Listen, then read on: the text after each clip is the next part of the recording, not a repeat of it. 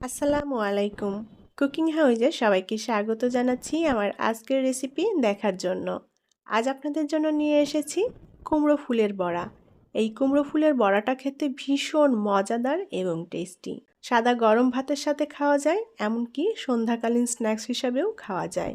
বাজারে এখন প্রচুর পরিমাণে কুমড়ো ফুল পাওয়া যাচ্ছে, তাই খুব সহজেই বাজার থেকে কুমড়ো ফুলটা এনে এই কুমড়ো ফুলের বড়াটা তৈরি করে নিতে পারেন।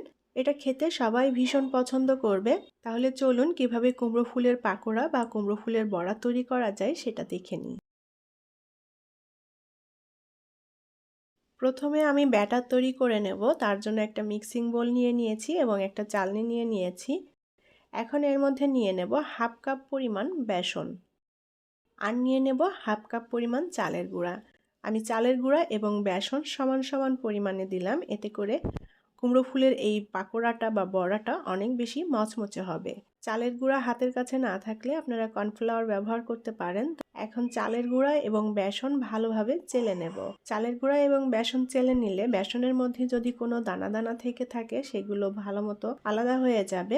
আর যে ব্যাটারটা তৈরি করব ব্যাটারটাও অনেক মসৃণ হবে, কোনো দানা দানা থাকবে না। এখন এর মধ্যে দিয়ে দেব হাফ চা চামচ পরিমাণ কালো জিরা। কালো জিরা দিলে খুবই সুন্দর একটা ফ্লেভার আসবে, খেতেও ভালো লাগবে। কেউ কালো জিরা না দিতে চাইলে বাদ দিতে পারেন। পরিমাণ মতো দিয়ে দেব লবণ। এখন এর মধ্যে দিয়ে দেব এক চা চামচ পরিমাণ শুকনো মরিচের গুঁড়া, হাফ চা চামচ ধনিয়া গুঁড়া আর হলুদ গুঁড়া। হলুদ গুঁড়াটা দিলে দেখতে ভালো লাগবে, কালারটা ভালো আসবে। আর দিয়ে দেব একটা ডিম। ডিমটা দিলে এই পাকোড়াটা খেতে অনেক বেশি সুস্বাদু হবে। কেউ ডিম দিতে না চাইলে শুধু পানি দিয়েও মিশ্রণটা তৈরি করে নিতে পারেন।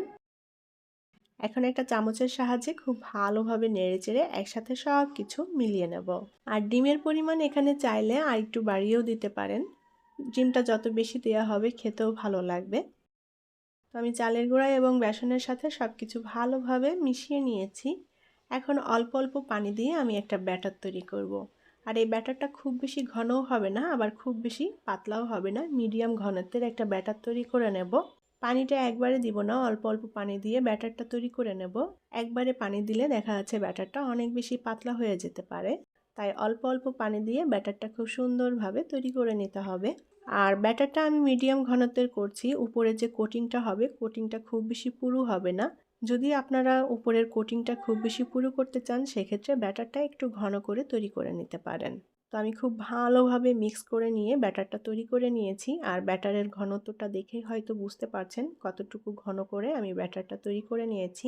এটা খুব বেশি ঘনও না, আবার খুব বেশি পাতলাও না, মিডিয়াম ঘনত্বের একটা ব্যাটার তৈরি করে নিয়েছি। এখন এই ব্যাটারটা আমি একটা সাইডে রেখে দেব 20 মিনিটের জন্য, এতে করে ব্যাটারটা খুব ভালো মতো সেট হয়ে যাবে।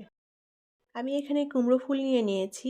এখানে 15 থেকে 16টা মতো কুমড়ো ফুল আছে। পরিমাণে কেউ কম বেশি তৈরি করতে চাইলে সেভাবেই নিয়ে নিতে হবে, আর ব্যাটারের পরিমাণটাও সেভাবে নিতে হবে। এখন এই কুমড়ো ফুলগুলো খুব ভালোভাবে বেছে খুঁটে পরিষ্কার করে নিতে হবে। আপনারা চাইলে কুমড়ো ফুলের এই ডাঁটি সহ এই পাকোড়াটা বানাতে পারেন বা বড়াটা বানাতে পারেন, তবে আজকে আমি কুমড়ো ফুলের এই ডাঁটার অংশটা ফেলে দেব, আর ভেতরে যে একটা ডাঁটি আছে এটাও ফেলে দেব। তো কুমড়ো ফুলগুলো এখন আমি পরিষ্কার করে নেব। একটা ছুরির সাহায্যে আমি এই কুমড়ো ফুলের যে ডাঁটির অংশটা আছে এভাবে কেটে নিচ্ছি। আপনারা দেখেই হয়তো বুঝতে পারছেন কিভাবে কাটছি। আর ভেতরে যে এই যে রেণু ডাঁটিটা আছে এটা এখন ফেলে দেব। কুমড়ো ফুলটা ভালোভাবে পরিষ্কার করে নিতে হবে। শুধুমাত্র ফুলটা রেখে বাকি যে অবশিষ্ট অংশগুলো আছে সেগুলো ফেলে পরিষ্কার করে নিতে হবে। আমি পিছনে ডাঁটির অংশটা ফেলে দিচ্ছি। কেউ চাইলে এই ডাঁটি সহই ভেজে নিতে পারেন, এতে দেখতে ভালো লাগে। ডাঁটি সহও ভাজা যাবে, আবার এভাবে আমি যেভাবে পরিষ্কার করে নিচ্ছি এভাবেও করে ভাজা যাবে। এটা যার যার পছন্দ মতো। ভেতরে এই যে হলুদ যে ডাঁটির মতো অংশটা এটাও ফেলে দিচ্ছি। আর বাইরের এই যে ফুলের সাথে যে অবশিষ্ট অংশগুলো থাকে এগুলো ফেলে পরিষ্কার করে নেব। তো আমি সবগুলো ফুল এভাবে কেটে পরিষ্কার করে ধুয়ে তারপরে আসছি। আমি সবগুলো কুমড়ো ফুল খুব ভালোভাবে ধুয়ে পরিষ্কার করে পানিটা ঝরিয়ে নিয়েছি। এখন ব্যাটারটাকে আবার একটু ভালোভাবে নেড়েচেড়ে মিক্স করে নেব। ব্যাটারটা দেখেই বুঝতে পারছেন ঘনত্বটা কেমন রেখেছি। কেউ যদি উপরের কোটিংটা একটু পুরু পছন্দ করেন সেক্ষেত্রে ব্যাটারটা আর একটু ঘন করে তৈরি করে নিতে পারেন। এখন এই ব্যাটারের মধ্যে একটা একটা করে কুমড়ো ফুল দিয়ে ব্যাটারের সাথে ভালোভাবে কোট করে নিতে হবে। তো চামচের সাহায্যে আমি ফুলটাকে এভাবে ব্যাটারের মধ্যে ডুবিয়ে কোট করে নিচ্ছি। ফুলটার দুপাশটায় এপিট ওপিট করে ব্যাটারটা খুব ভালোভাবে কোট করে নেব। আর দেখুন ব্যাটারটা কতটা সুন্দর এবং পারফেক্ট হয়েছে, যে ফুলের গায়ে ব্যাটারটা খুব ভালো মতো কোট হয়েছে। এখন কুমড়ো ফুলের বড়াগুলো ভেজে নেব। তার জন্য প্যানে আমি আগে থেকেই পর্যাপ্ত পরিমাণ তেল দিয়ে তেলটা গরম করে নিয়েছি। এখন এই তেলের মধ্যে একটা একটা করে ফুল ব্যাটারে কোট করে দিয়ে দেব। একবারে সবগুলো ভাজা যাবে না, অল্প অল্প করে ভেজে নিতে হবে। আমি প্রথমে 4টা দিয়ে দিলাম।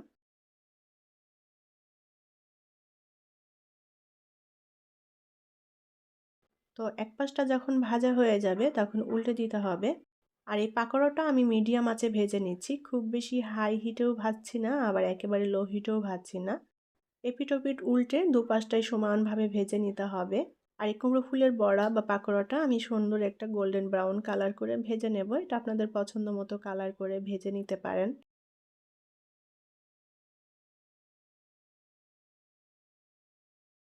এপিট ওপিট উল্টে দিয়ে কুমড়ো ফুলের বড়া বা পাকোড়াটা ভেজে নিয়েছি। এটা অনেক বেশি মচমচেও হয়েছে আর খুব সুন্দর একটা গোল্ডেন ব্রাউন কালারও চলে এসেছে। এখন তেল ঝরিয়ে উঠিয়ে নেব আর বাকিগুলো একইভাবে ভেজে নেব। তৈরি হয়ে গেল দারুণ মজাদার এবং টেস্টি কুমড়ো ফুলের বড়া বা কুমড়ো ফুলের পাকোড়া। এই কুমড়ো ফুলের বড়া বা পাকোড়াটা সাদা গরম ভাত দিয়ে খেতে খুবই ভালো লাগে। এমনকি এটা সন্ধ্যাকালীন স্ন্যাক্স হিসেবেও খাওয়া যায়। কুমড়ো ফুলের এই পাকোড়াটা তৈরি করাও ভীষণ সহজ আর উপকরণও একদমই কম লাগে। আর এটা খেতে সবাই ভীষণ পছন্দ করবে। আশা করি আজকের আমার এই কুমড়ো ফুলের বড়া বা পাকোড়াটা আপনাদের কাছে ভালো লেগেছে। আর রেসিপিটি যদি ভালো লেগে থাকে তাহলে প্লিজ ভিডিওটি শেয়ার করবেন। পরবর্তী রেসিপি দেখার আমন্ত্রণ জানিয়ে বিদায় নিচ্ছি। ভালো থাকবেন সবাই। আল্লাহ হাফেজ।